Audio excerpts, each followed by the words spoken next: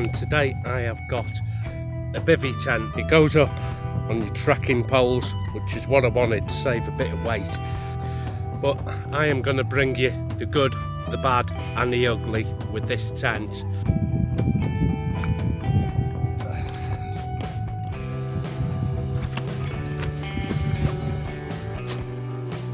The actual tent I've put onto the bottom of my pack here.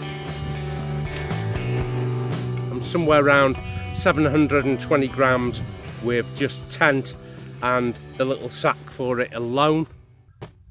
I've added in some extra pegs. If you're 100% convinced it's not going to rain, this will work for you. But you've also got to remember it's a single skin tent, and single skin tents attract condensation, but this attracts a lot of condensation. Now each tent will actually produce around a litre of condensation overnight. Like I said, this is in no way an exception to that rule. I'm using a footprint. Now I'm using a Gallet bivvy.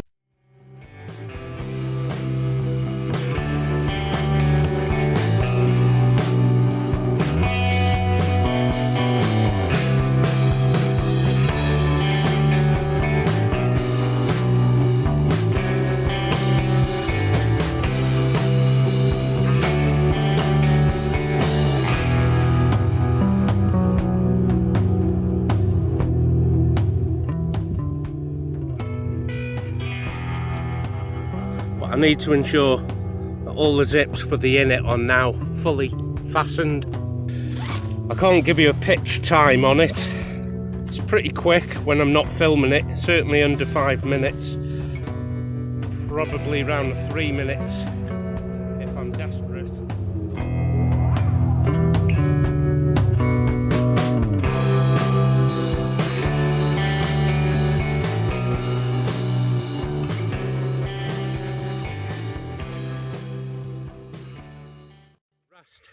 Is the tracking poles. I'm going to remove the feet off mine and put them in my pocket for now so we don't lose them. Well, these loops here, which you slide your tracking pole through, there's 2 of them to do.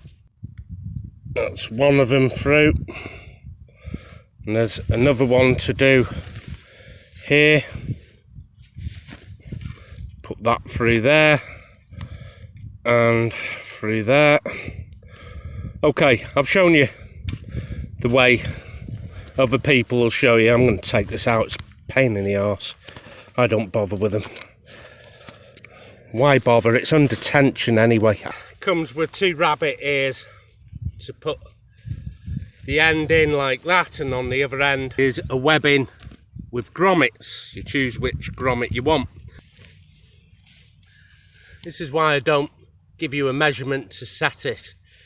I just pull, and when it's taut, I lock it off. It's exactly the same now on the other side.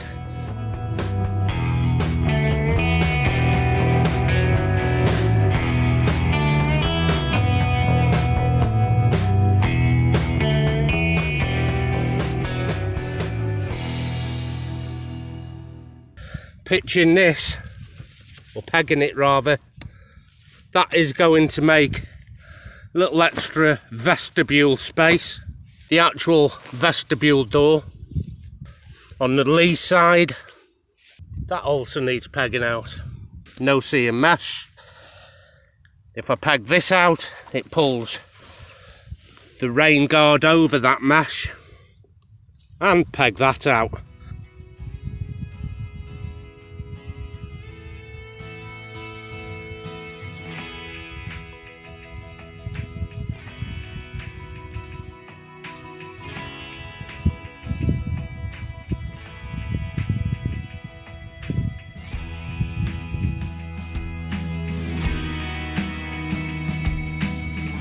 I don't like that sagging ridge. I've connected a very long piece of their cord to the rabbit ears. As you can see, that is now done. The ridge is a lot more sexy. In high winds, what I have done is lashed some of their cordage through here, from here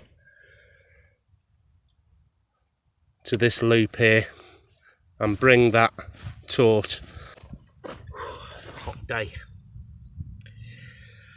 Where I'm sat here at the foot end with the door over that far end is probably where I want the wind to be hitting the tent. So it'd be foot side right, like that. And all the driving rain in this way. I don't want it coming through the back where the air vents are. I certainly don't want it on the door side where the zipper is. So when I open it and get out, I'm right into the wind. I don't want that. So this is the way I pitch. Now we come to all them problems, remembering which way we pitch into the wind. So I've got the wind coming in this way, as we discussed, hitting foot right. Let's swing over to the zip where I get in and out. And here is the zip guard. You don't need to be a genius to figure out if the wind is coming in this way, it's going to hit under this rain guard, which is meant to protect the zip. It's only a couple of weeks old, this tent, and the Velcro's nearly had it. Having the rain guard into the wind doesn't make sense. I am going to have to make an extra rain guard, but I'm going to fit mine to the inside. I'll show you. It's simple enough. I've got spare fabric, I've got some seam tape. I'm going to make a flap that covers this zip from the inside, and some Velcro to hold it in place again on the inside. Something I'm going to have to do myself. We have a loop here to roll up the vestibule, and one lower down. Where are you? Here.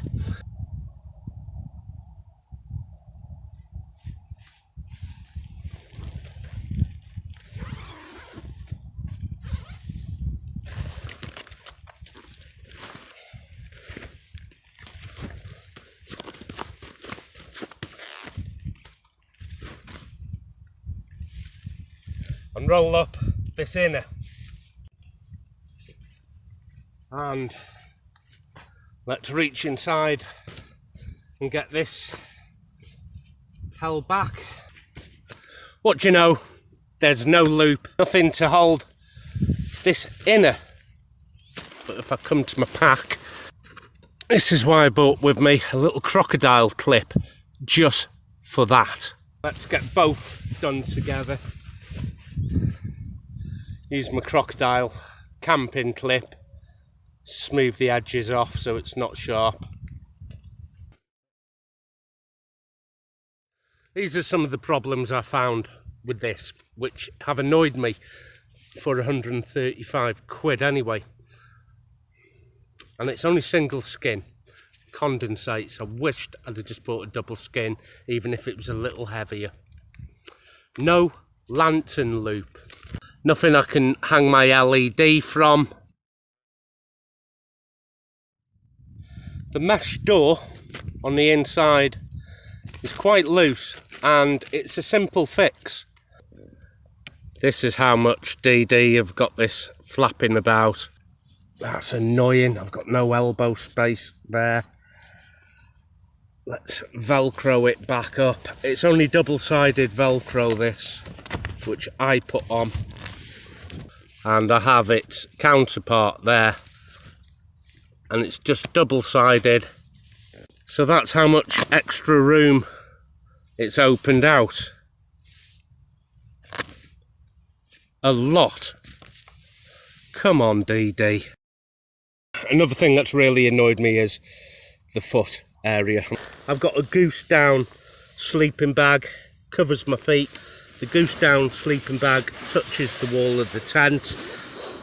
The wall of the tent in turn saturates my goose down sleeping bag and ruins it, which is why I have to put a trash bag over my sleeping bag. And remember, once it's condensated, it is soaking wet the walls of this tent down here. What they have done is actually sewn all the way down the bottom where my finger is here, and sewn over the damn zip so it won't come to all the way. That's as low as I can get the zip, and in the wind it forces the zip open. What a stupid thing to do. So let's come to the rear of the tent where this ventilation port is here. No tent wall should be sat on the floor. So this pools with water and emanates its way in any way it can. I tried getting a couple of extra poles from DD and making a suspension by pulling this up. Yes, it does cure that problem. It also in turn makes a problem here. You're either going to get a water pool here or here. The actual needle size is too big for the fabric. It's made really big holes. Now I'm not sure what needle number they should have been using and what thread. If they should have been using a number 3 needle, it looks like a number 6. I'd like to have seen a tighter stitch. Let's see what else is on the list. Bad condensation, we know about that.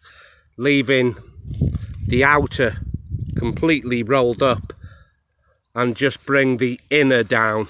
And so far it hasn't actually dripped, but what it will do is pool. Foot end loose fabric.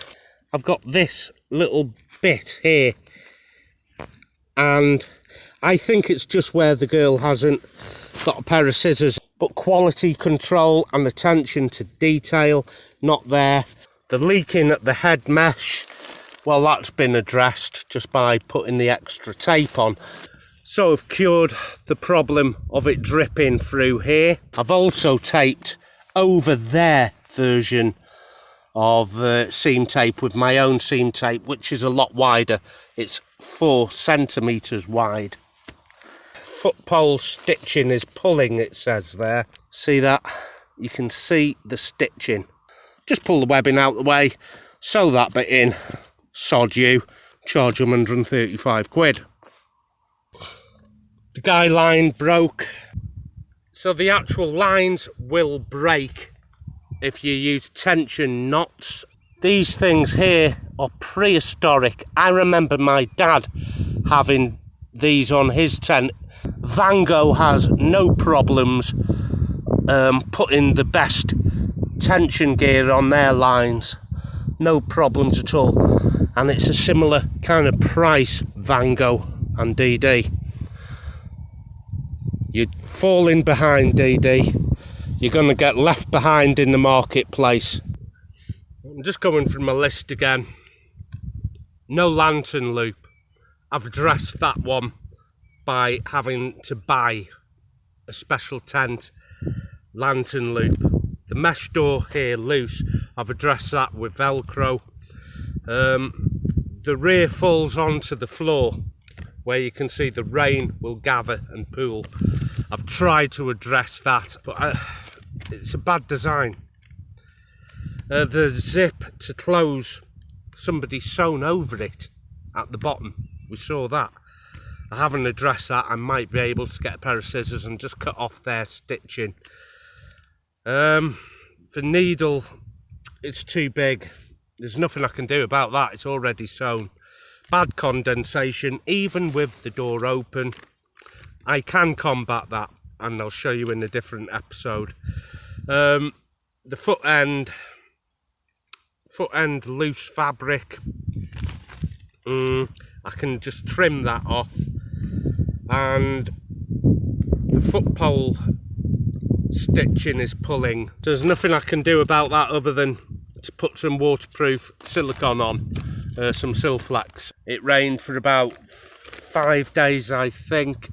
I was ready to bin the tent, and I ended up getting some Fab Seal and spraying it all over, and it's made a massive improvement. So I think DD are claiming they've put 3,000 mil over their tent.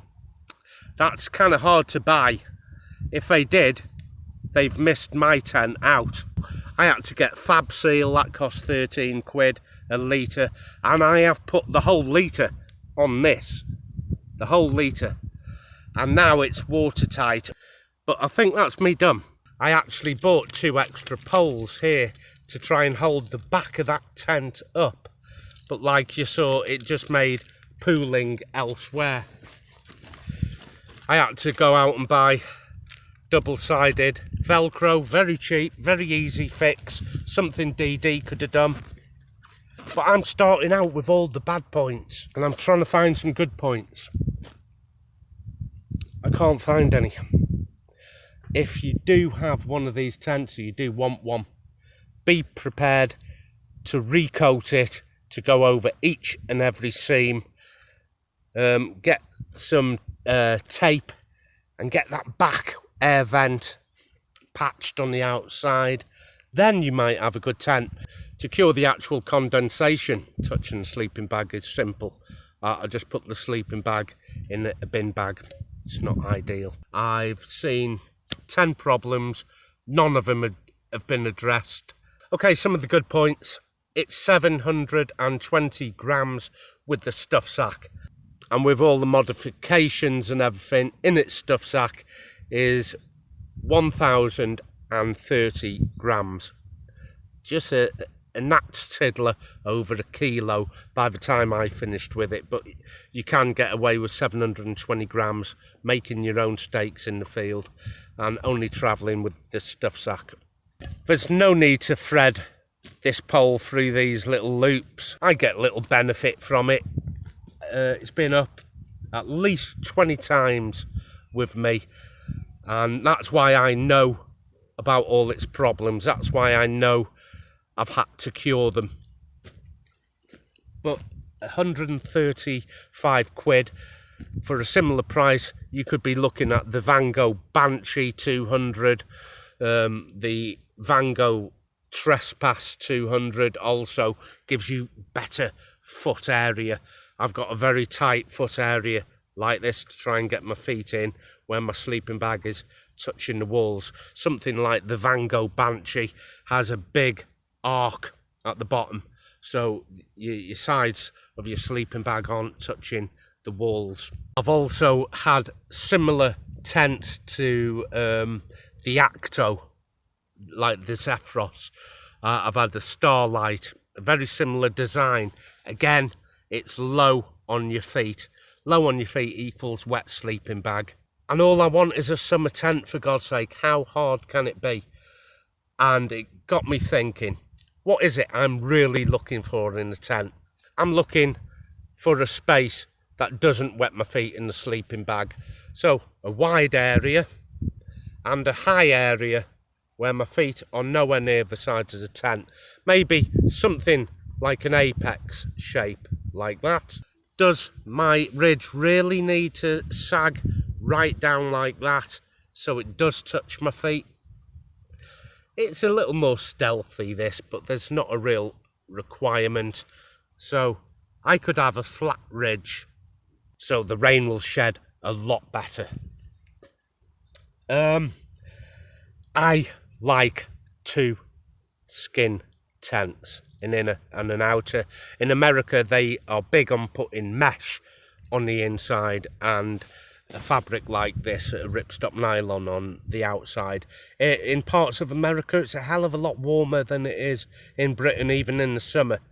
The wind kicks up in the night and even in the summer, and it chills the inner of your tent. This is why I like things like the other tents that I've had, which have had inner walls, not mesh walls, an inner wall, an outer wall, and that really helps on condensation. However, it doubles the weight of your tent. This is 720 grams. You could be looking at 1.6, 1.7 kilos just for a double wall tent.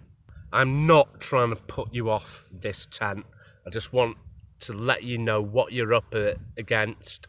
I want you to know how to fix these little niddly problems. They are fixable, and you'll have a good tent at the end of it. I've addressed all of the issues apart from the condensation. I'd have to just leave the whole tent open like this, which means in effect all I've got is a tarp. I may as well just bring a tarp and trekking poles out with me if I wanted that much ventilation. The only reason I want to be enclosed is where I take this tent. There are loads of badgers. I don't like badgers. If you piss them off, they become aggressive. They can bite. They carry TB. If I can just have something to zip myself in and keep them away, I'm happy. I've addressed 9 of the 10 problems, so I'm keeping this tent. I just need some Silflex on the actual sewn seams, and the search conclusion is this: a bigger area for my feet like that on a flatter ridge. What am I talking about? A ridge tent. 1970s A-frame style ridge tent, that shape at the front, back, like that, tight flat ridge, inner, outer, not meshed on the inner by the way, but a double wall skin. They are brilliant. Old-fashioned, works every time. The minute you try and modernise a tent like this, you're running into problems. So next year's summer tent is probably going to be more back to old school than you think. But all is not lost. I actually have ordered another tent that I know works, which is double wall, but it's just a bugger to carry. But I do have a pack in mind to carry it, so we'll see what that is later in the season, or maybe even next year. I'm not trying to put you off this tent, just be aware of how to fix the problems.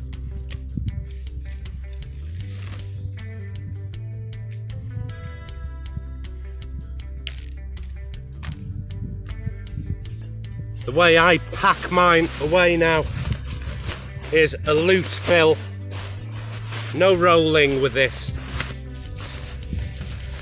And if I keep the doors open, it won't fill with air. I'll just bring it up and bring the air out. Put the rest in like that. I've got 720 grams there. That's 720 grams alone. That pole on my scale is 54 grams, it's meant to be 60. Mine fits down the side there, but I know pole and pegs, I've got an extra 130 grams. I just lay on top here and mould it to whatever shape I want. I want mine flat. It's flat sewn on the bottom there. So don't be put off by actually buying one of these. If you know what you're doing with tents, you know how to seam seal, and you know how to put an extra coating of waterproof fab seal over it. It's easy enough, and I'll show you that next week. So I'm gonna get myself a quick brew, and I will see you next time. Happy trails.